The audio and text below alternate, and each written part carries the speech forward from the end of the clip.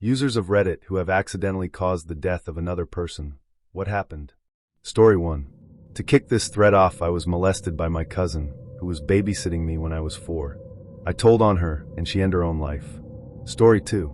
I've posted this before in more detail, but the truncated version is when I was 16 years old I hit an 87-year-old man after he ran stop sign. I was with him holding his hand when he died on the sidewalk. He had a heart attack.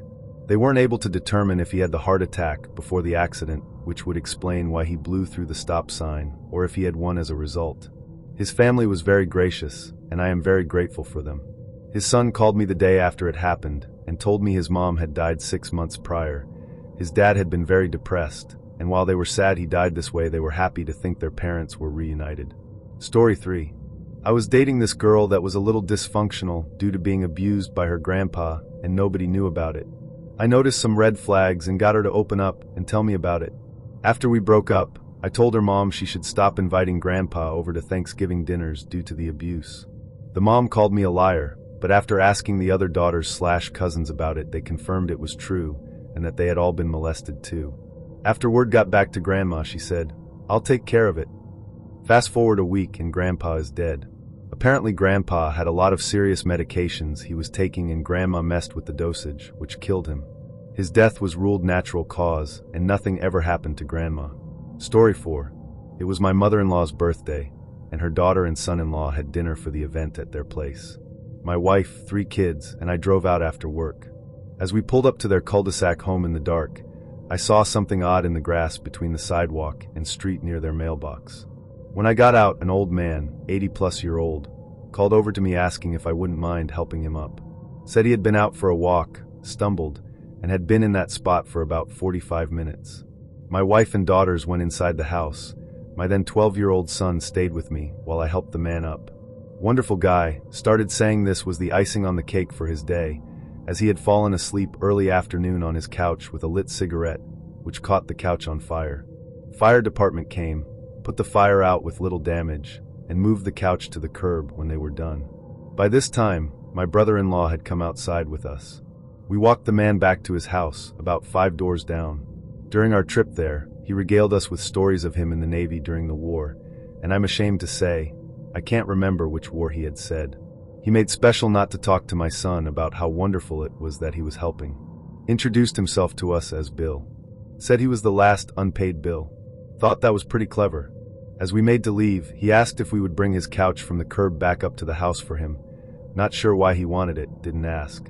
So my BIL and I moved the couch and set it next to the house outside of his garage. We wished Bill well, then headed back to the house for dinner. When I got in, I noticed that my shirt smelled of burnt plastic. BIL gave me a sweatshirt to change into, and we had a great birthday celebration before I and the family left about 2 hours later for home. Around 2:30 the next morning, our phone rang. My wife answered, and I pretended to be more asleep than I actually was so I didn't have to deal with a bad phone call in the wee early hours. They're very seldom about good thing. It was the police department from the town my BIL and SIL lived in. They asked me questions about my activities the previous evening while I was at their house. The couch reignited and burned Bill's house down, killing him in the process. The police grilled my BIL, examined his arms, then called me. I don't think I slept well for over a month afterwards, and couldn't get the tragedy out of my head for a long time. I should have known from the smell on my clothes that it wasn't safe to move that damnable couch. I should have put the pieces together, but I was just too interested in getting back to my family to celebrate. Nothing more ever came of it, but I'll never get rid of the knowledge that, if I hadn't committed to one simple action that I had performed, then another human being would not have died. I was relieved when my SIL and BIL moved a couple of years later, because I hated seeing that empty lot every time I went to their house. This was maybe 11 years ago, but to this day, about once a year around my mother-in-law's birthday, my brother-in-law and I still have a toast to the last unpaid bill. Story 5. War survivor from Chechnya 94 to 96 war.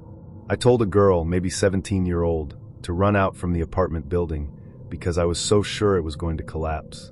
It didn't collapse, and she ran out into a hail of gunfire and died.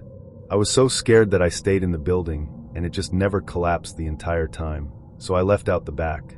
I often think about that. It was such a quick decision. She was right near the door. I was on my way out because the building felt like it was shaking, and I saw her and said, "Run out, the roof is gonna fall." And she ran out in a hurry and got blown apart by gunfire, shrieking in pain until she was hit again and presumably died. I wish I didn't tell her that, obviously. It still sort of haunts me to this day, especially her screaming. But I also know that I made the decision in goodwill, trying to save her life. And to be fair, the building really felt like it was going to collapse, and everyone was running out, not just me. Anybody would have told her to run as well. Nobody knew they were opening fire on the building. I know it sounds like lame justifications, but it is all I can think of to help ease my mind. Anybody would have done the same. I hope, at least. Story 6. I was supposed to meet a friend to head to soccer practice, but he wasn't there when I got to where we were supposed to meet. I got impatient and decided to head to practice myself. He never got there, so I assumed he was sick or something. 2 days later, my mom told me he got hit by a car and died after running out in the street to get a ball he was kicking while waiting for me. The timing of things seems like if I had waited just a minute longer, he wouldn't have had to wait for me and would have lived. Story 7. I was driving from a friend's house last November on a road I've driven a million times. I knew one area was particularly dark at night because the city hadn't replaced the street lights in over a decade. The dark area also crests a hill in a residential area between two crosswalks that are far apart, so people cross the road at the top of this hill. Knowing all this, I still never saw him coming. There was a huge thud, and my window was cracked all the way across. I turned around and saw him laying motionless on the sidewalk. It was late and no one else was there, so it was just me, parked on a side street, and this body. I checked his pulse while I was on the phone with 911 but couldn't feel anything, because I was shaking so badly. This was maybe a quarter mile from the hospital, so the paramedics were there before I even realized what happened. They put him up on a stretcher with this strange device that I found out later was to automatically compress his chest. The cops showed up, and I finally saw my car with a flashlight. There was a large chunk of flesh and blood caught on the side of my car. I passed my sobriety test, and they took me home. He lived for 3 days before dying due to complications of the accident, and was never conscious during that time. I found out through a friend of mine who's the editor at a local paper that the police were still considering charges, also how I found out that he died. I was obviously a mess about the accident, but also the possibility of involuntary manslaughter. After the officer called me to tell me officially that he died, I consulted a lawyer and was basically told not to talk to the police again and to let them conduct their investigation. 2 grueling weeks later, I got a phone call at midnight from the officer who gave me my sobriety test. He worked 3rd shift. He told B that the guy was incredibly intoxicated and basically stepped into oncoming traffic without paying attention. With that info, I wasn't to be charged and I could go pick my car back up. The relief I felt was indescribable, but also terrible that I could feel so great in a situation where someone died. What made that feeling worst was that the officer told me the family of the guy were super concerned with how I was doing and that they wanted to tell me they didn't blame me. He was 24 and had just graduated college. It was his last night in town before going back to his hometown. I go to his Facebook page every once in a while just so I don't forget what he looked like. Sorry if this comes through as rambling, but I've been actually explained this in writing before. Story 8. I'm at least partially responsible for 3 deaths. So I'm a weather forecaster. A few years ago, I was forecasting for Afghanistan. Now, we were doing these forecasts from a base in the States, which means we had to coordinate our forecast with someone who was deployed to Afghanistan. Sometimes the downrange forecaster was really experienced, other times they weren't. It was a mixed bag. Anyway, I had been forecasting for this region for at least 2 years at the time of this incident. I was familiar with it, and I was actually in a supervisory capacity, simply overseeing all of the forecasts going out in my zone. Well, one day I was talking with one of my forecasters about the potential for large hail and how I'd like him to put that in his forecast. Now that's a big thing to put in a forecast because of how operationally significant it is. Aircraft must be put in hangars, missions are canceled, assets must be protected, etc. So when it came time to discuss this with the downrange forecaster, he was absolutely against it. He didn't want to brief that to the commander because, again, missions have to be canceled based on what you think will happen. If you're wrong, you've set back a lot of people and wasted a lot of time. So the deployed forecaster tries to argue against it, but his reasoning really just boiled down to, I don't want to brief that. So when I wasn't looking, he essentially just pulled rank on my junior forecaster and forced him to take it out of the forecast. And so it went out to the base with no hail in it, only hinting at some vicinity thunderstorms. Well, when I noticed, I was pissed, but I said screw it, we'll let him be wrong. This was the first time I'd ever wanted to put large hail in a forecast. Maybe we were over forecasting it. Nope. Basically right on schedule, a huge thunderstorm popped up and dumped large hail on the base. It did a few million in damage to aircraft, injured a Hello pilot who was pre-flighting his bird, and killed 3 Afghan National Army soldiers who had left on a patrol and couldn't find any cover. They wound up beaten to death by hail. That has always bugged me. They didn't need to die. We knew the potential was there, and I basically just let an incorrect forecast go out that got them killed. Story 9. I used to work a strange overnight schedule. 10-hour shifts Monday, Tuesday, Wednesday, and Friday. I'd try and keep awake the same hours on my days off, especially on Thursdays. This was a pretty rural area, so there wasn't much open at those hours except a gas station that had a tiny cafe area. I didn't want to keep people in the house awake, so I spent a lot of time at the gas station. I'd usually read or talk with the cashier on duty. I think she felt a little safer having someone else there too. One night a man comes in with a little boy and asks if they can use the bathroom. It's something like 3 a.m. The kid looks sick or uncomfortable. To me it looked like he'd been punched in the stomach. After they're in the bathroom, the cashier and I look at each other. She thinks there's something off about this too. I went outside to get a description of the vehicle. After they leave, we call the police. The local police passed it along to the county sheriff's department, and a local officer came to the gas station. He asked us a couple more questions, and we listened to his radio to hear what was happening. A county officer spots the truck and pulls it over. After the officer gets out of the car, the truck backs into it and takes off. The police pursue him. We didn't get a lot of details after that. He crashed or abandoned the truck.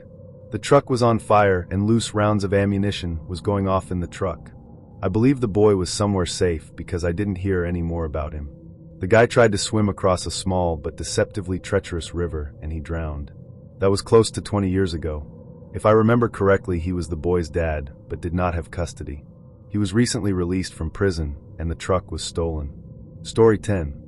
When I was 18, I was working the night shift in a nursing home as an aide. Part of my job was to turn the paralyzed patients every 2 hours to make sure they didn't get bed sores, etc. This one particular resident had late-stage Parkinson's diseases, and her muscles and joints were stiff and brittle, and she was catatonic. As I was flipping her from one side to another, I applied light pressure to her leg to move her back a bit, and this snapped her femur. Given her age and health, the doctors decided that surgery was dangerous, and she would have to heal on its own, if at all. Because of this, we could no longer flip her, which resulted in bed sores. She eventually went septic from those bed sores and died of septic shock. I always felt so bad about that. Story 11. It was about 3 a.m. on a Thursday last December. I lived in Fort Lauderdale at the time. I was heading back from a party at a friend's house, pretty bleary-eyed. I had slept for a few hours, and then got in my car. I was running out of gas, so I stopped at a gas station right off of I-95 before heading north to home. A guy walks up to me while I'm pumping gas, and he asks for directions. He was older and a bit drunk. He came off as a yachty, and yachties are really common in that part of town. I had a bunch of yachty friends, so he didn't sketch me out, but I immediately kind of wrote him off. I told him to take I-95 north. He stumbles off and gets on his Vespa, scooters are super common in South Florida, and then drives away. I go inside, get a drink, then sit in my car for a few minutes, waking up, before going. I hit the highway, and I'm cruising north when I see a ton of emergency lights coming down the southbound side. I remember thinking, oh shit, something's going down. I start paying closer attention to the road in front of me, and there are lights in my rear view too, coming up really fucking gassed. What happened next was kind of a blur, and is NWS. There were recognizable body parts in the road. Part of an arm, an upper torso with the head attached, blood everywhere. Bits and pieces of plastic and metal in the road, and lumps of flesh or organ or something. I didn't see any of it until I was extremely close, but the image is something that has really fucked me up. I called my mom. She said I was incoherent and screaming about blood. FHP checked my car, which had blood on it but no damage, the next day, and the officer explained to me an older white male on a scooter had gotten on I-95 north. He merged inappropriately and was hit by a dump truck, and his corpse was hit by several other vehicles including mine. They closed I-95 for the entire morning, well past rush hour. The news article said that remains and debris were strewn across an area the size of a football field. I sold my car and moved. The first 2 months were very rough, but I'm feeling better now.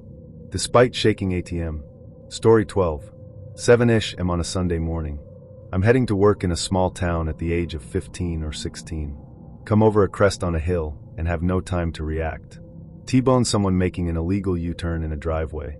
All I remember is veering off to the right and damaging someone's stone wall after the hit, crawling out of the wreckage out of breath and stumbling to see if the other person was okay. Their vehicle spun multiple times and landed in a ditch facing away, but driver's side visible from where I originally was. Driver wasn't there. Move along the vehicle and check the other side. Driver is hanging out of the passenger side window with a steady stream of blood from their skull. Bottom line for me is that I ask and implore everyone, please use your seatbelt. Story 13. My mom is Thai and my dad is American, so I spend most of the year in the US and summers in Thailand. When I was 8, my family and my cousin's family were at the beach in Chiam. My cousin's son, James, and I had been playing in the ocean for hours by this time, and we were both exhausted. Since we began playing, the water got much more violent with large waves as a thunderstorm was starting. As soon as my parents heard lightning, they yelled for us to come back to the shore, and I just started swimming back without checking to see if James was following. When I walked up onto the sand, I looked back, and I couldn't see him. We were much farther out than 2 8-year-olds should have been, and James was too tired to keep himself above the water. I'm not sure what I could have done once I realized I couldn't find him, but I can't stop thinking about it. And when I go back to the condo there, I can't bring myself to get back into the ocean. Story 14. I was 14 years old. It was a Sunday afternoon, somewhere in Europe. I was returning from a soccer match with my dad and 2 neighbors, friends of my dad. Going through my neighborhood, we met a new neighbor. They had moved in a few weeks earlier. He was returning from a hunting trip and was unloading a couple of rifles from his car. We said hello and chatted for a bit. Curious, 14-year-old me couldn't take my eyes off the rifles. I had never before seen anything like it up close. He noticed and asked if I wanted to hold it. Of course I wanted to. My father and one of the others asked something along the lines of, "It isn't loaded, I presume?" The hunter said, "Of course it isn't," and handed me the gun. The moment I took it, it went off, hitting his 7-year-old daughter, who came running from the backside of the house, more or less in the middle of the chest. She was dead before the ambulance arrived. She was their only child, and had celebrated her 7th birthday just days prior. The aftermath was a lot of police, investigations, and a generally bad time. It felt like I fell down a dark, empty hole, and shut myself completely in. I don't remember much from the years that followed. I existed, but that was it. Legally, I was acquitted. Everyone agreed that the hunting neighbor had stated the gun wasn't loaded, and that he practically insisted on me holding it. The hunter himself got some kind of suspended jail sentence. The years since has been bad for most involved. The hunter was divorced from his wife shortly after. I heard he got some kind of depression, and apparently has been in and out of a mental hospital. His wife is consumed by hatred, and shows up to threaten me anytime she can find me. I have moved repeatedly, and even changed my name, but she still finds me regularly. I have filed several court orders against her, and she is forbidden to come closer than a few km from me, but that doesn't stop her. She has never hurt me physically, though, but she usually say that she'll kill me one day. My father took this very hard, and was in dark place for years. He is now retired, and spends most of his time doing various volunteer work for youth organizations and the like. I know it is way of doing some kind penance. My mother died a few years ago, and was an amazing support for me, even though we never discussed the incident or the dead girl. I was never able to get back into any kind of meaningful education, barely managing to finish my country's version of high school. I now live and work with my brother, and I'm doing kinda okay. I never speak to anyone about this, except my father. Story 15. Mine was through decision, but I felt as though I had personally done the deed. Freshman year of college, a bunch of friends and I had planned on going out camping for Memorial Day weekend. At the last minute, I changed the plans on us to go swimming and staying at my family's lake house instead, because beds and TV and stuff. First night, and it in the water, we decided to swim out to the middle of the lake and just tread water and laugh and splash around. After a while we all swam back to the dock, and I was second to last in front of Tommy. Tommy never got out. I dove back in but couldn't find him anywhere. We had no phone in the cabin, So after I ran back up the hill, I ran barefoot down the gravel road, to the main road, then to the nearest neighbor's house, hysterical. They called the police, and then at the end divers found him about 12 feet from the end of the dock. I blamed myself horribly for the change of our plans. I sat through the funeral numbly, while his parents lied to me about how much he looked forward for weeks to the swimming trip. I stopped going to my honors classes and drank and smoked myself into an opium stupor for the rest of the semester and failed out of college. I kept abusing myself for 2 years until I finally got myself some help with my depression over it. Story 16. Was skiing with a friend when I was still living in Colorado. We were going a good speed and enjoying the mountain. When we came back onto the main trail, he was still going really fast. I yelled at him to slow down, and an elderly lady ended up merging at the same time as he looked back at me. My buddy is a good-sized guy and ended up colliding with this old woman. The ski patrol ended up grabbing her from the mountain, and she was clearly in a lot of pain. She ended up dying from her injuries a few days later. After their investigation, my buddy and the woman were both in the wrong. He had to pay some fines, but never got any sort of lawsuit. Story 17. My friend was a well-known and liked guy. Very social. Did drama, football, and baseball in high school. Some of the best moments of my life was with him. One day he just stopped coming around. He would read my messages but not reply. He ignored anyone else. It was so bizarre. One day he came to my house, and it was like the good old days. He said he got into target shooting, but his gun blew up because he fired a bullet that had been in the washing machine. He had some powder burns on his hands. He asked to borrow one of my guns, and I said yes. 2 days later, he shot himself with it. I've hated myself since. Most of our mutual friends hate me. His family hates me, and I was barred from his funeral. I feel so bad I didn't see the signs. I miss you, Tom. I wish I could have helped you like you did me. Edit. To clarify, he borrowed my gun. Also, thank you all so much for your words of support. I wish people here could see things how you did. It's taken years, but I no longer blame myself for what happened. It still haunts me. He was being himself that day, laughing, joking, and making plans for us to hang out more. I let him borrow the gun without a second thought, because I got lost in the moment. Plus, as soon as I said yes, he carried on like it was no big deal. We grew up with guns. A lot of people don't see that. Most never asked. To them, I'm the piece of crap who gave him the gun. Plus, Tom was a very popular person, and I never was. So I guess it's easier for them to demonize me.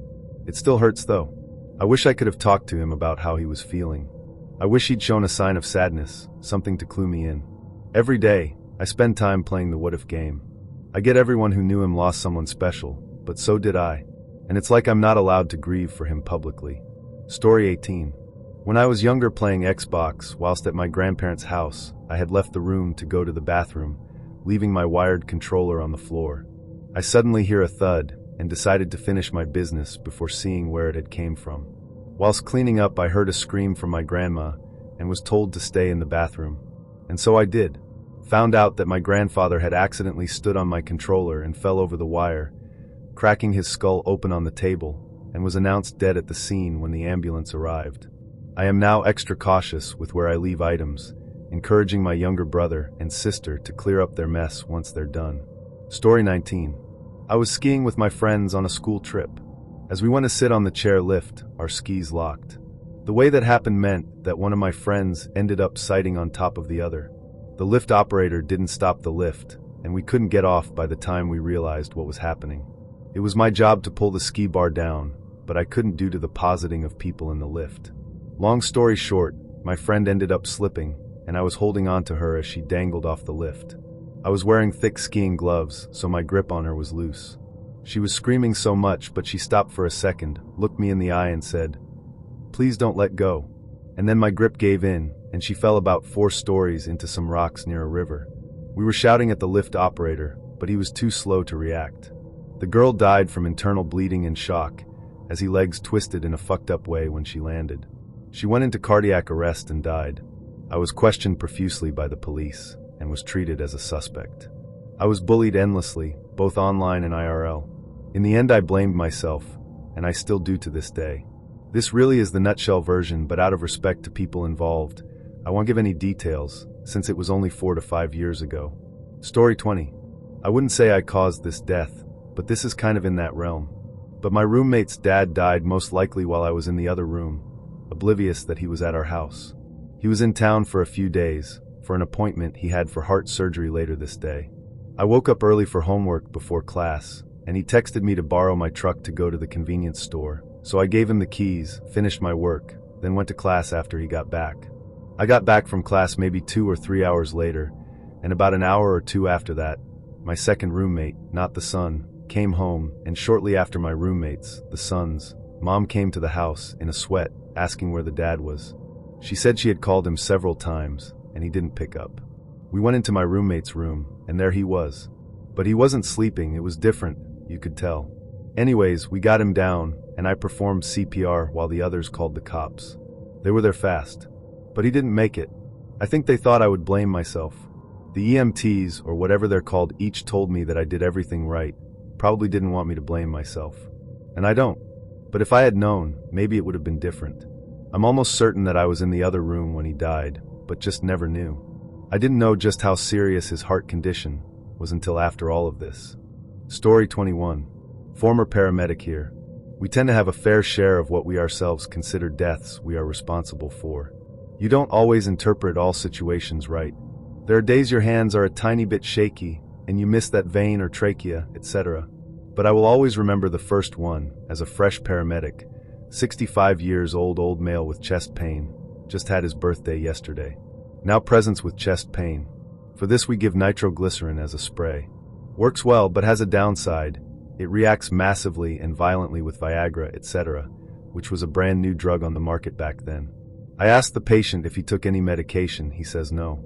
Now the seasoned paramedics already know where this is heading. I of course forgot to ask the wife to leave Guy the room and ask again. Because he visited a hooker for his birthday. He crashed half a minute after I gave him the nitroglycerin, and despite all efforts died on scene. Edit. As it is asked a lot, we found out about his secret birthday party via the police investigation. Every death that is non-expected in my country mandates a police investigation to rule out any wrongdoings. One of his friends told police the truth, and I'm fairly sure the family received the police report as well. Edit 2. Nowadays it is protocol for most services to explain to the patient that he will most likely die if he has taken any Viagra, etc. The consequences were known back then, 1999, merely months after it became available in my neck of the woods. As well, but we weren't as explicitly trained on it. It needed a few cases like the one above to change training and push that scenario into every healthcare professional's mind. Story 22. Deployed in Afghanistan. Urban area. I got into programming to kill the time. Had an Arduino set complete with everything I would need to make tons of little gadgets. Got pretty good at it too, going to school for it when I get out. When it came time to go home, I didn't have room to take the kit with me, so I threw it out. Keep in mind, locals work on this base, and in my time there, at least 3 had been kicked out for ties with the Taliban. Within an hour of tossing the kit, it had been taken. Didn't think anything of it, probably some other soldier thought it was cool and took it. Big base, anything could happen. About 3 weeks after we left, an IED went off outside the gate. No NATO casualties, but about 20 civilians died in the blast. Yodi reported that it was a strangely sophisticated bomb. They used my kit. My negligence gave them the means to kill 20 innocent people. I've never told anyone in the world about this, and it haunts me to this day. Story 23. So I'm a mental health worker who has recently had a patient kill themselves. They sadly aren't my first and won't be my last. I followed protocol and didn't do anything medically wrong, but will always feel personally responsible for them. There were signs I missed, lies I believed, and things I do differently in hindsight. Some of the families put cases against the hospital, but I've been cleared of any wrongdoing. Unfortunately, when you have the riskiest cases, then you can't win all the time. That doesn't stop me feeling incredibly sad when it happens, and imagine the family grieving for a lost son/brother/father. I will always remember their names, and have planted a tree in each of their honor. I strive to become a better nurse each time. Story 24. I was the first car at a red light, with a gray car to my right in the right lane. I picked up a habit to look both ways when a light turns green, and it never proved worth it until now. So my light turns green, and before I go, I check left and right like usual. This time, I see a red truck speeding at least 100 miles per hour, trying to make his red light. 2 whole seconds pass, and I'm still waiting, but the gray car to my right didn't see the red truck speeding, so he went along. Huge collision. The gray car that was to my right is now rolled over, hitting two other cars in the other lanes, and the red truck that sped through hardly had a front anymore. This happened no more than 5 meters away from me. I think I was in such shock that I proceeded on my way without much consideration or checking up on them or anything, which would be one of my greatest regrets. I always wonder what would have happened if I did not check left or right before going. Probably wouldn't be typing this, to be honest. Also, that gray car wouldn't have been T-boned and flipped, so I have a bit of survivor's guilt, I guess, about that. I wish there was a way to reach out and see what happened to that gray car. I hope he or she and all their passengers are all right. I often use this story as a cautionary tale about always checking before going, even if your light is green. Green doesn't mean go, it means proceed if safe. Story 25. Not exactly caused by me, but I was definitely part of it. When we were 15 or 16, we had a guy in school who got bullied real hard and ended up committing suicide. I remember being quite nice to him whenever we were on our own, but being quite insecure myself at the time. I've also been a douche to him in the group a few times. It was definitely life-changing and shaped my character to the better. It's just scary that you completely fail to realize what such actions can do to somebody when you're a teenager. On a side note, there were definitely more things to it, as we have realized afterwards. He immigrated to us from Albania, had no father, and certainly nobody to talk to about these things. Close before his death, he openly dealt with satanic rituals and such. At that time, he also had a girlfriend who shared these things with him, and probably also had a hard time. Regarding the questions about how everyone felt, I can't even say how the real bullies felt after that. We haven't been talking about it much anymore. I can definitely say that New never came out with how much he has liked him or such, but I suppose they have all been in sorrow privately. I know that they have all turned into more or less good people after all. Also, despite the fact that I accept having been part of it, I still don't consider myself a bully. I was also always on the lower end of the food chain, as I developed very late, and looking like a young boy in a class of 30 young men is definitely a think you need to stand. But still, there is no excuse to ever join such a bully train on a weaker guy. The most important conclusion I have from that time is that you as a parent are asked more than ever to deal with the problems of your child and never let him out alone in the rain. Teenagers can be so incredibly cruel, and they don't have ability to realize the impact of such actions.